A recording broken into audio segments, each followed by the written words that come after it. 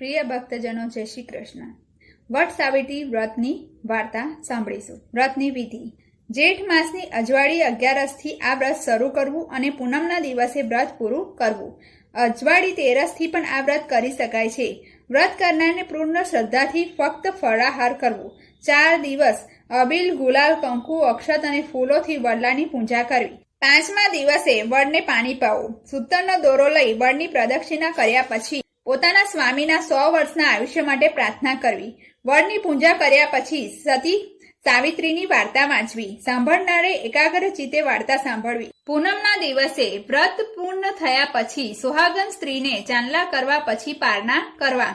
આ વ્રત કરનાર સ્ત્રીનો ચૂડી ચાંદલો અખંડ રહે છે. વાર્તા. સતયુગમાં ચંદ્ર દેશના અશ્વપતિ નામે એક રાજા રાજ કરતો હતો. એ ઘણો પરાક્રમી, સદગુણી, સહનશીલ અને ક્ષમાવાન હતો. કર્ણના જેવો મહાદાની હતો. બુદ્ધિમાં દેવગુરુ બૃહસ્પતિ જેવો હતો. અતિ સ્વરૂપવાન, ધીરજવાન અને ભક્તિભાવ વાળો હતો. એની પત્નીનું નામ માલવી હતું. રાજા રાણી સર્વ રીતે સુખી હતા, પરંતુ સૃષ્ટિમાં સંપૂર્ણ સુખી કોઈ નથી. રાજા અશ્વપતિ વૃદ્ધ થવા આવ્યો, પરંતુ સંતાનનું સુખ જોવાનું સદભાગ્ય તેનું પ્રાપ્ત થયું ન હતું. તેથી રાજા રાણી બંને દુઃખી રહેતા. રાણી માલવીએ ઘણા વ્રત કર્યા, ઉપવાસો કર્યા, યજ્ઞ પણ કર્યું, પણ કાંઈ વળ્યું નહીં. રાણી બિચારી શું કરે? દિવસ ને રાત દીર્ઘ નિશ્વાસા નાખતી અને અવિરામ અશ્રુધારા વહેવાવતી. એક દિવસ મહર્ષિ અત્રિએ રાજાને સલાહ આપી, હે રાજા, પુત્ર પ્રાપ્તિ માટે બ્રહ્માની પ્રિય પત્ની દેવી વિધાતા સાવિત્રી દેવીનું ઉપાસના કરો. તેથી બ્રહ્મા પ્રસન્ન થઈ પોતાનું વિધાન બદલશે.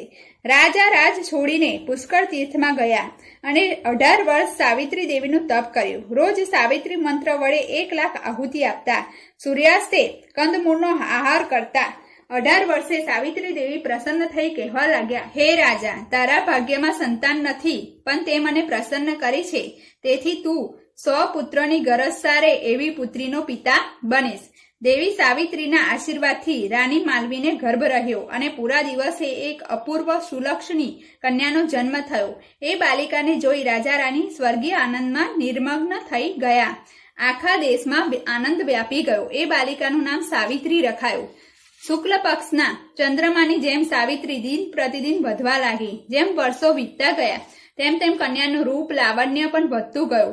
દેવી જેવું રૂપ ધરાવતી સાવિત્રી સૂર્યોદયથી માંડીને શયનકાળ સુધી વ્રત, પૂજા, શાસ્ત્ર પાઠ, માતા પિતાની સેવામાં જ મગ્ન રહેતી.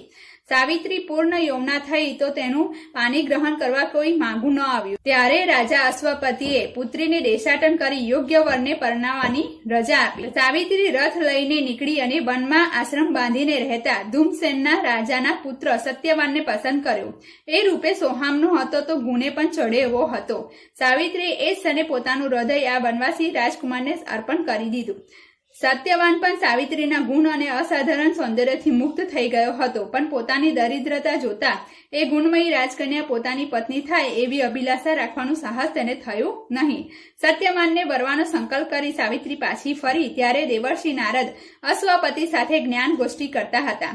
સાવિત્રીએ સાલ્વ દેશના નરપતિ ધૂમસેનના પુત્રને પસંદ કર્યો છે એ જાણી નારદ અને સત્યવાનની ખૂબ પ્રશંસા કરવા લાગ્યા.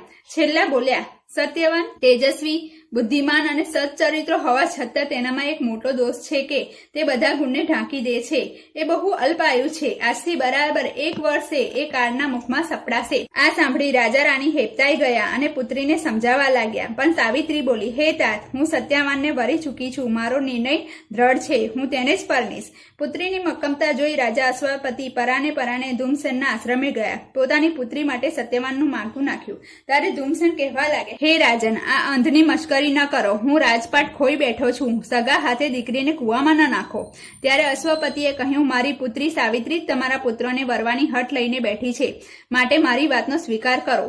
અંધ રાજા ધૂમસેન ખૂબ આનંદમાં આવી ગયા. શુભ મુહૂર્તે સત્યવાન સાવિત્રીના ધૂમધામથી લગ્ન થયા.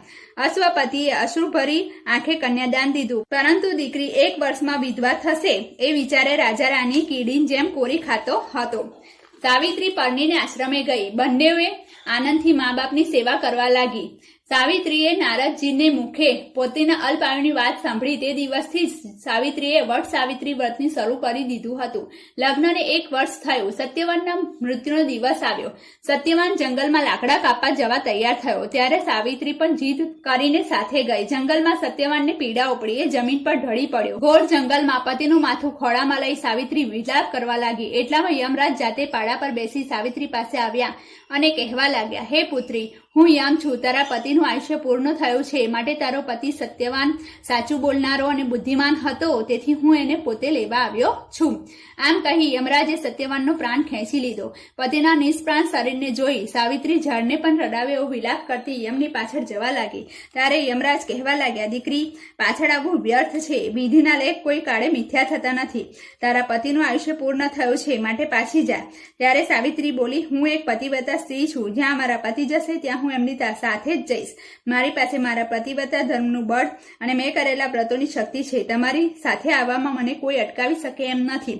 વળી શાસ્ત્ર પ્રમાણે હું તમારી સાથે 7 ડગલા ચાલી, તેથી મિત્રભાવ સ્થાપિત થયો. મિત્રભાવે મારી પ્રાર્થના છે કે પત્નીને પતિથી અડગ કરી મારા પતિવ્રતા ધર્મનો ભંગ ન કરો. સાવિત્રીના જ્ઞાનથી પ્રભાવિત થઈ યમરાજ કહેવા લાગ્યા, પુત્રી, તારા ધર્મ જ્ઞાનથી પ્રભાવિત થઈ હું તને વરદાન આપું છું. તારા પતિના પ્રાણ સિવાય તારે જે માંગવું હોય તે માંગી લે. હે યમરાજ, મારા પર પ્રસન્ન થયા હોય તો મારા અંધ સસરાને તેજસ્વી આંખો આપો. તથાસ્તુ. યમરાજે કહ્યું, હવે પાછી વળ. પત્ની તો પતિનો પડછાયો છે, મારાથી પાછું ન વળાય. જ્યાં પતિ ત્યાં સતી, એ નારી ધર્મ છે. વળી તમે તો મહાપુરુષ છો, જ્ઞાની છો, શું તમારો સંગ નિષ્ફળ જશે? યમરાજ ફરી પ્રસન્ન થઈ કહેવા લાગ્યા, ધર્મ વિશે તારા જ્ઞાનથી ઘણો ખુશ થયો છું. હું તને પતિના પ્રાણ સિવાય બીજું કોઈ પણ વરદાન માંગી લેવા કહું છું. હે દેવ, મારા પર પ્રસન્ન થયા હોય તો મારા સસરાને રાજ પાછું આપો. તથાસ્તુ. યમ બોલ્યા, દીકરી, હવે વિકટ રસ્તો આવે છે, તેથી સમજીને પાછી વળ. ત્યારે સાવિત્રી ફરી વિનવવા લાગી, સૃષ્ટિના જીવ માત્રને નિયમમાં રાખનાર હે યમરાજ, સરને આવેલાનું રક્ષણ કરવું તમારો ધર્મ છે. માટે તમે મને દીકરી કહી બોલાવો છો તો હું તમારા સરને છું. તમે મારું રક્ષણ કરો. હે પુત્રી, તારી મધુર વાણીથી પ્રસન્ન થઈ હું તને તારા પતિના પ્રાણ સિવાય બીજું કોઈ પણ વરદાન માંગવા કહું છું.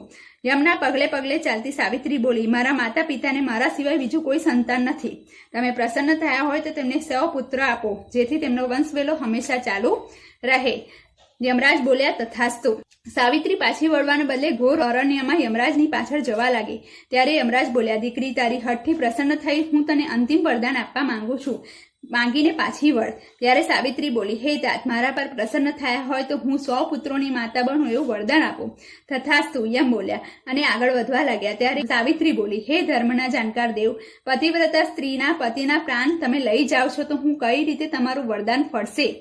સાવિત્રીના ચતુર્યથી અત્યંત પ્રસન્ન થઈ યમરાજ બોલ્યા, હે સતી, પતિના પ્રાણ માટે તે ધીરજ દાખવી છે, તેથી અત્યંત પ્રસન્ન થઈ હું તારા પતિને સજીવન કરું છું.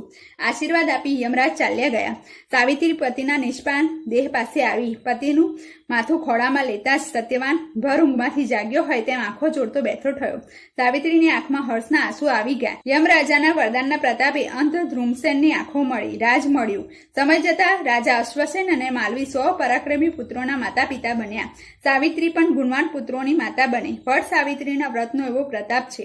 હે બ્રહ્માને પ્રિય એવા સાવિત્રી, જેવા સતી સાવિત્રીને ફળ્યા તેવા વ્રત કરનાર સૌને ફળજો. જય સાવિત્રી દેવી.